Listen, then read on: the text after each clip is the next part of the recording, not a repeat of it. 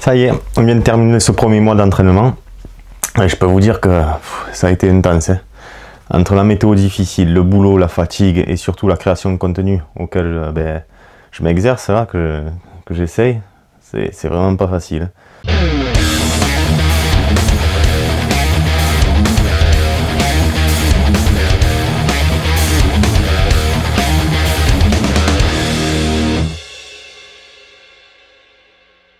Donc pour ceux qui arrivent sur cette chaîne, mon objectif de l'année c'est le 100 miles Pyrénées-Méditerranée. Toute mon année est construite autour de ça. Donc le but c'est pas juste d'accumuler des kilomètres, mais c'est surtout de construire un corps solide, ou d'encaisser la durée, mentalement et physiquement. Donc pour ce premier mois, je vais vous donner quelques chiffres. Sur ce premier mois, j'ai accumulé 327 km au total, 12 476 mètres de dénivelé, ce qui fait 44 heures d'entraînement et 39 séances au total. La répartition entre tous les sports, c'est à peu près la moitié en trail running, un quart en renfo, et le reste en vélo et VTT.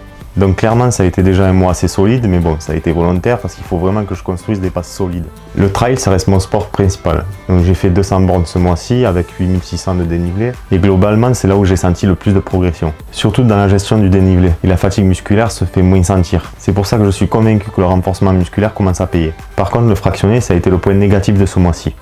Ça m'a amené des douleurs aux jambes, donc j'ai dû un peu freiner sur les séances d'intensité. Et ça, mentalement, c'est pas simple, parce que tu as l'impression de ne pas progresser, de ralentir ton entraînement. Donc ce que j'ai fait, c'est que j'ai réduit le fractionné. Du coup, j'ai écouté mon corps.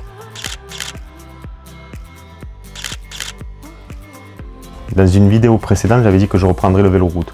Bon, à cause du mauvais temps, j'ai pas pu en faire. Et puis le samedi, je me le réserve surtout pour la partie YouTube, donc, ce qui me prend pas mal de temps. La gestion des tournages vidéo, le montage, tout ça, ça prend énormément de temps et ça, je le savais pas puisque j'en avais jamais fait. Côté VTT enduro, par contre, là, c'est la partie un peu plus fun.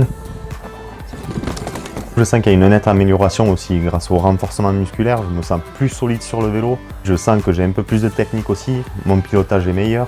Et puis surtout, je sens que vraiment ce sport est complémentaire et peut m'apporter pour le trail. Donc ce mois-ci, ça a été vraiment un gros apprentissage. Donc surtout sur la partie entraînement, je me mets en place toutes ces séances. Donc fractionné, renfo, vélo, trail. Surtout, j'essaye d'écouter mon corps, donc qui s'adapte au fur et à mesure. Que la blessure, elle peut vite arriver. Et puis à côté de ça, le boulot et le mauvais temps m'ont quand même mis assez de fatigue pour mes entraînements. Du coup, j'ai dû aussi m'adapter. Et puis comme je l'ai dit, il y a toute la partie YouTube que je ne connaissais pas et je me rends compte que ça prend énormément de temps, quoi. Et la vraie bonne nouvelle, c'est que grâce à mon défi 3 heures, j'ai pu sentir à cette fin du mois que mon corps vraiment s'est adapté et que je peux commencer à augmenter mes séances et mon volume. Grâce à tout ça, je me sens vraiment plus fort physiquement et surtout mentalement. Ce premier mois, ça a été vraiment la base, la fondation. Je sens vraiment que je suis en train de progresser, mais il reste encore beaucoup de boulot. C'est pour ça que je vais continuer à mettre de la charge. Et si tout se passe bien et qu'il n'y a pas de bobo, on va continuer ces défis et on va en faire de plus en plus importants. D'ailleurs, vendredi, il y aura la vidéo de mon premier défi, donc pour ne rien manquer, comme d'habitude, abonne-toi, like, partage. Tu connais la chanson. Allez, je te dis ciao!